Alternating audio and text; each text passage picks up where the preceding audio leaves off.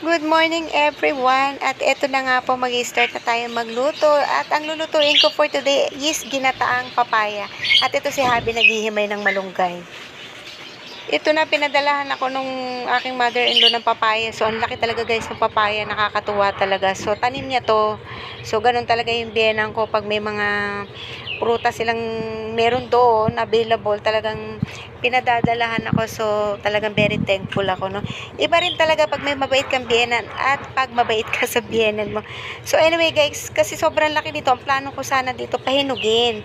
Kaya lang sabi ni Habi kasi baka daw masira. So gulayin na lang namin. Kaya lang ito nga nung pagbukas ko, ano na pala, magulang na. So sayang sana. Mas masarap sana to guys kung pahihinugin. Pero dahil nabuksan ko na nga, kaya eto na nga guys, gagawin ko na lang, igagataan ko na lang. So, samahan nyo ko at tayo ay magluluto.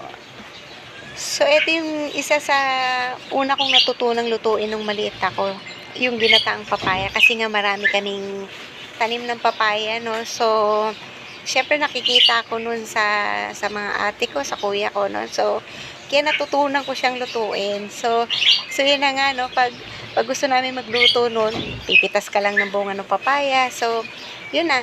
So, ito guys, nakakatuwa kasi ang laki-laki nito.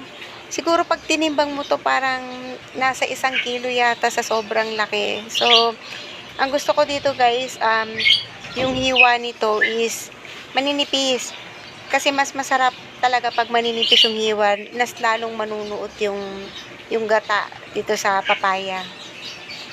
So guys, actually napakaraming pwede mong gawin dito sa papaya. Pag hilaw, pwede mong gulayin, no? Pwede mo pa tong gawing atsara, no? So guys, kung gusto nyo rin ng recipe ng atsara, meron din po ako niyan dito sa channel ko.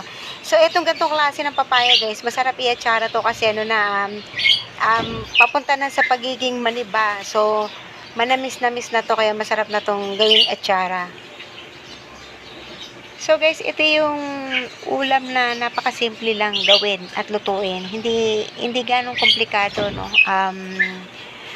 Actually hindi mo kailangan maging magaling magluto dito para magawa mo tong ginataang papaya, no. So ang kailangan lang natin dito guys, ito meron akong malunggay syempre, tapos bawang, sibuyas at luya. So ito na nga guys, i-slice ko na. Kung makikita mo, ito na, no, medyo pahinog na nga sana no, sayang, no. Pero dahil ito na, nabuksan na natin, kaya gugulayin na lang natin, no. So ito yung gusto kong hiwa. Gusto ko talaga yung maninipis, pa-strip lang ang hiwa, no. So medyo matagal nga lang gawin. Actually, tinulungan ako ni Habi mag-slice, no. Kasi kung ako lang mag-isa nito, aabutin ako ng siyam-siyam, no. Baka hapon na kami kumain, no, sa sobrang tagal, no. So kasama ko si Habi na nito, nag-slice. So alam nyo ba guys, habang hinihiwa ko to, panay ang nguya ko rin ng papaya. So kasi masarap to guys, kung na-try nyo rin gawin, no, yung hiwain mo siya, then lalagyan mo siya ng suka, no. Lalagyan mo ng suka, asin. So masarap siya. So habang naghihiwa talaga ako, panay ang nguya ko ng papaya. So kasi masarap, kasi yung papaya guys, may na siya, manamis-namis na yung lasa. So ito na guys, no, na-slice na namin lahat ni Habi. So diba napakadami, no. So parang ang mangyayari nito guys, ulam na namin ng tanghalian at saka hanggang hapunan na to. So napakatipid. So ito na, nag-slice na ako ng onion at saka itong aking garlic, at saka syempre slice din natin yung yung ginger. Alam niyo ba, nakakatuwa nga itong istorya nitong papaya na to, kasi dinala na to nung brother-in-law ko dito sa Quezon City. Kasi tiga Rizal. So nakalimutan nung brother-in-law ko, nandun pa sa sasakyan niya. Hindi niya naiabot dun kay Habi.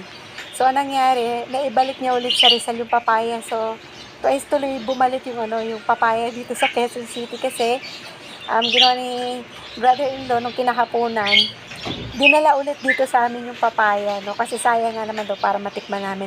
So anyway, thank you talaga sa kanila, no. So eto na guys, after kong na-slice lahat, so syempre hinugasan ko na tong papaya. So ganito yung magandang slice, no, 'di ba? So gusto ko yung gantong klase ng hiwa ng papaya. Ito na, simulan na natin na mag-gisa. So, syempre, inuna ko yung onion o yung sibuyas. So, gisa-gisa lang hanggang sa mag-translucent. And then, syempre, nilagay ko na rin guys yung bawang. Huwag mo lang hayaang masunog para hindi mapait. And then, syempre, nilagyan ko na rin ng ginger. Ito na, pagkatapos natin yung igisa, bali nilagay ko dito chicken guys, no? So, half kilo to. So, pwede mo naman lagyan to ng, kung gusto mo ng shrimp or pork, pwede rin guys. So, anyway, nilagyan ko ng salt and MSG para may lasa naman yung ating chicken.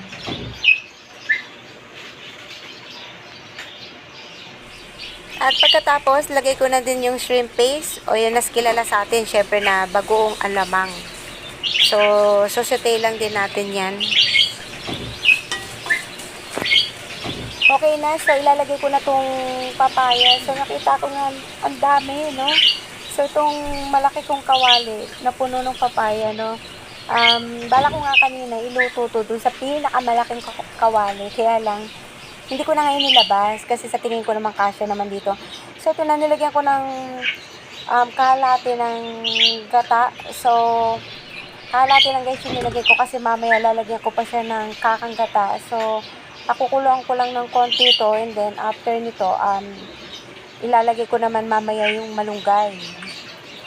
Ito na, nilagyan ko na ng MSG, syempre according to your taste guys. No, kayo na yung bahalang lumasa nun kasi syempre kayo yung kakain.